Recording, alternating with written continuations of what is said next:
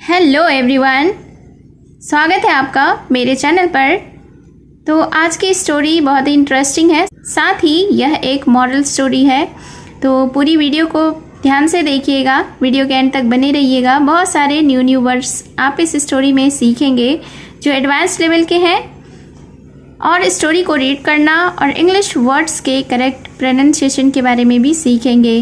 तो story start करने से पहले अगर आप इस चैनल पर न्यू हैं तो मेरे चैनल को सब्सक्राइब ज़रूर करें और जो बेल का आइकन दिख रहा है उसे भी प्रेस कर दें, ताकि मैं जब भी वीडियो अपलोड करूं तो इसका नोटिफिकेशन आप तक पहुंच जाए। और अगर आप मुझे फेसबुक पर सुन रहे हैं तो फॉलो ज़रूर करें। तो चलिए स्टार्ट करते हैं आज का यह इंटरेस्टिंग मॉरल स्टोरी। आज के स्टोरी का टाइटल है द फार्मर्स कैट। फार्मर का अर्थ होता है किसान, फार्मर्स यानी कि किसान की, कैट यानी कि बिल्ली। तो शीर्षक का अर्थ हुआ किसान की बिल्ली। So let's begin the story. A farmer had some cats to sell. Farmer का अर्थ किसान होता है, सम का अर्थ होता है कुछ, सेल यानी कि बेचना। तो इस सेंटेंस का अर्थ हुआ a farmer had some cats to sell, यानी कि एक किसान के पास बेचने के लिए कुछ बिल्लियाँ थी। He was hanging a board for advertisement.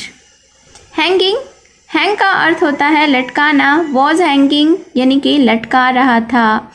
Advertisement का अर्थ होता है विज्ञापन। तो he was hanging a board for advertisement यानी कि वह विज्ञापन के लिए एक बोर्ड लटका रहा था। There came a little boy to buy a cat but was avoided by saying that the cost of cats was too exorbitant to afford for him. There यानी कि वहाँ, came यानी कि आया, little का अर्थ होता है छोटा, boy यानी कि लड़का, buy का अर्थ होता है खरीदना, avoided, avoid का अर्थ होता है टालना, avoided, was avoided यानी टाल दिया, saying, by saying यानी यह कहकर, कॉस्ट का अर्थ होता है कीमत, TOO का अर्थ होता है अधिक या भी, एक्सॉर्बिटेंट का अर्थ होता है अत्यधिक। तो इस सेंटेंस को देखते हैं। There came a little boy to buy a cat. वहाँ एक छोटा लड़का बिल्ली खरीदने आया, but was avoided by saying that, लेकिन यह कहकर टाल दिया कि the cost of cats was too exorbitant to afford for him, कि बिल्लियों का जो कीमत था वो बहुत ही अधिक था उसके लिए वहन कर सकने से, यानी कि बिल्ली की कीमत इतनी ज़्यादा थी कि वह वहन नहीं कर सकता था। The boy delved hard into his pocket to take out the money and gave it to the farmer. Delved का अर्थ होता है खोदना या उलट पुलट कर ढूंढना। मनी का अर्थ होता है पैसे, गेव यानी कि दिया। तो फिर क्या हुआ, the boy delved hard into his pocket, यानी कि लड़के ने अपनी जेब में हाथ डाला, यानी कि अपनी जेब को उल्टा पुल्टा कर देखा। To take out the money, पैसे निकालने के लिए, and gave it to the farmer, और इसे किसान को दे दिया।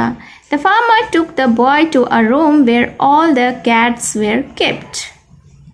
Took यानी कि ले गया, रूम का अर्थ होता है कमरा, kept यानी कि where kept यानी रखा था। तो फिर क्या हुआ, the farmer took the boy to a room, यानी कि किसान ने लड़के को एक कमरे में ले गया, where all the cats were kept, जहाँ की सारी बिल्लियाँ रखी थी। The boy was given a beautiful cat, but soon the boy noticed a disabled cat and decided to choose that one. Beautiful का अर्थ होता है सुंदर, सून का अर्थ होता है जल्द ही, नोटिस्ड यानी कि देखा, डिसेबल्ड यानी कि विकलांग, डिसाइडेड यानी फैसला किया, चूज यानी कि चुनना। तो इस सेंटेंस को देखते हैं। The boy was given a beautiful cat, यानी कि लड़के को एक सुंदर बिल्ली दी गई। But soon the boy noticed a disabled cat, लेकिन जल्द ही लड़के ने एक विकलांग बिल्ली को देखा। And decided to choose that one, और उसे चुनने का फैसला किया।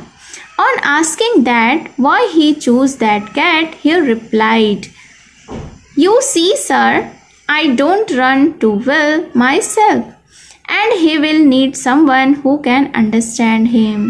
तो सबसे पहले सेंटेंस के वोकैबुलरीज को देखते हैं। On asking that यानी कि यह कहकर, आस्क का अर्थ होता है कहना, चूज यानी कि चुनना, रिप्लाइड यानी कि जवाब दिया, सी का अर्थ होता है देखना, रन यानी कि दौड़ना, वेल यानी कि अच्छा, माई सेल्फ यानी खुद, नीड का अर्थ होता है ज़रूरत, समवन यानी किसी, अंडरस्टैंड यानी कि समझना। तो इस सेंटेंस को देखते हैं। On asking that why he choose that cat यानी कि यह पूछने पर कि उसने वह बिल्ली क्यों चुनी, ही रिप्लाइड उसने जवाब दिया, यू सी सर यानी कि आप देखिए sir, I don't run too well myself यानी कि मैं खुद भी बहुत अच्छा नहीं दौड़ पाता, and he will need someone who can understand him और उसे किसी ऐसे व्यक्ति की आवश्यकता होगी जो उसे समझ सके।